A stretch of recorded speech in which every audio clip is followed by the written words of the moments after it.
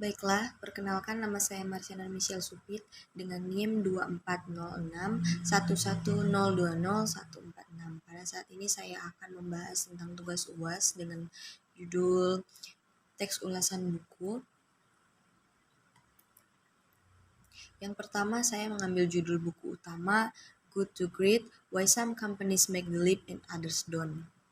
Yang kedua, saya mengambil buku pembanding The Innovator's Dilemma When New Technologies Cause Great Firms to Fail.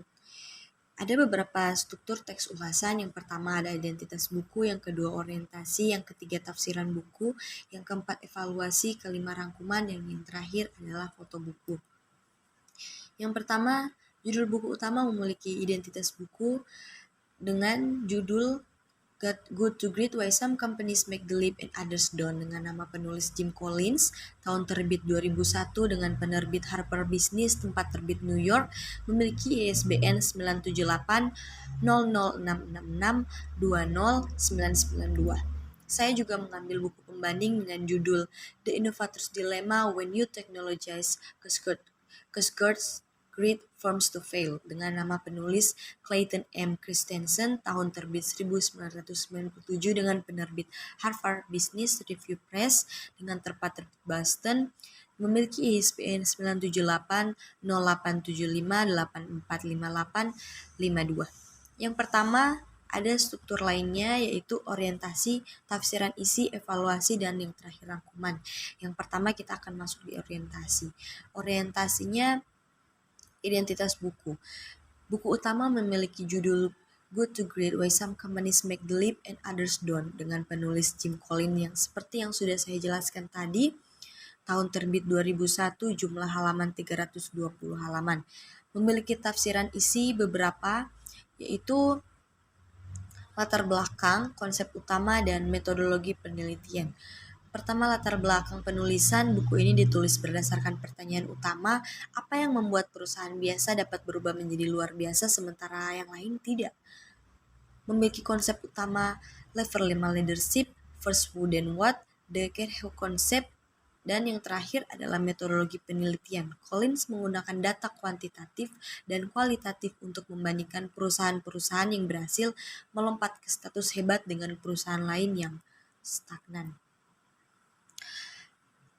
Selanjutnya ada evaluasi. Evaluasi berisi kelebihan dan kekurangan buku. Yang pertama ada kelebihan buku. Pertama, berbasis penelitian mendalam. Yang kedua, konsep praktis. Yang ketiga, relevan. Yang pertama, balik ke poin yang pertama, yaitu berbasis penelitian mendalam. Buku ini berdasarkan pada data-data yang kuat.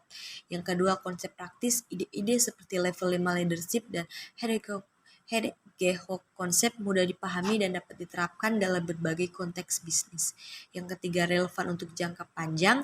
Buku ini tidak hanya membahas kesuksesan jangka pendek, tetapi juga strategi berkelanjutan. Tapi buku ini juga memiliki kelemahan buku, yaitu yang pertama terbatas pada perusahaan Amerika Serikat, yaitu studi ini hanya mencakup perusahaan di Amerika Serikat sehingga kurang relevan untuk konteks global atau sektor yang berbeda. Yang kedua, beberapa perusahaan tidak bertahan. Beberapa perusahaan yang dijadikan contoh seperti Circuit City akhirnya gagal sehingga memunculkan pertanyaan tentang daya tahan konsep yang disampaikan.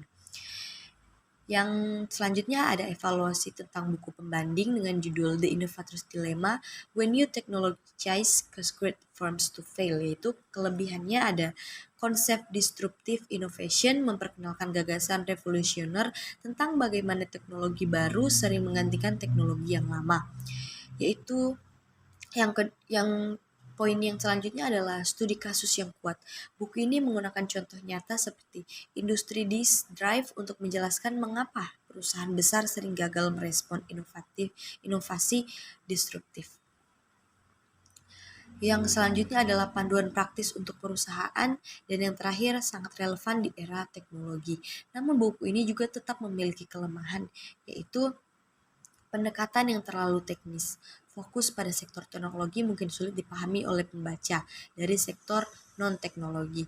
Yang kedua ada kurangnya fokus pada kepemimpinan dan budaya organisasi.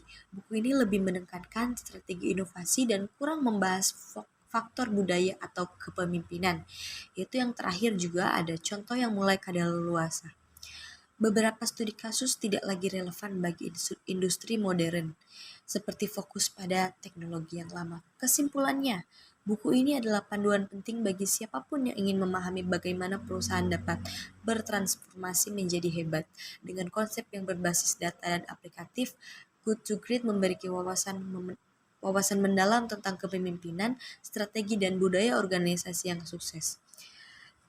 Rekomendasinya adalah sangat cocok untuk pemimpin bisnis, mahasiswa manajemen, dan praktisi yang ingin menciptakan perubahan signifikan di organisasi mereka.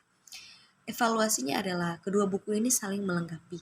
Good to Great memberikan panduan strategis untuk membangun organisasi yang hebat dan berkelanjutan. The Innovator's Dilemma menawarkan wawasan penting tentang bagaimana menghadapi disrupsi teknologi dan perubahan pasar. Yang terakhir adalah foto buku. Good to Great memiliki cover warna orange dan tulisan yang berwarna hitam dan putih. Di bawahnya ada tulisan penulis, dan yaitu buku pembanding dengan cover yang berwarna ungu muda, dan di pembatasnya ada buku ada warna-warni, ada warna yang dicampur, yaitu dengan tulisannya dengan latar belakang warna kuning, terus dengan tulisannya yang berwarna hitam. Di bawahnya juga terdapat nama sang penulis, Clayton M. Christensen. Baiklah, sekian presentasi hari ini. Terima kasih.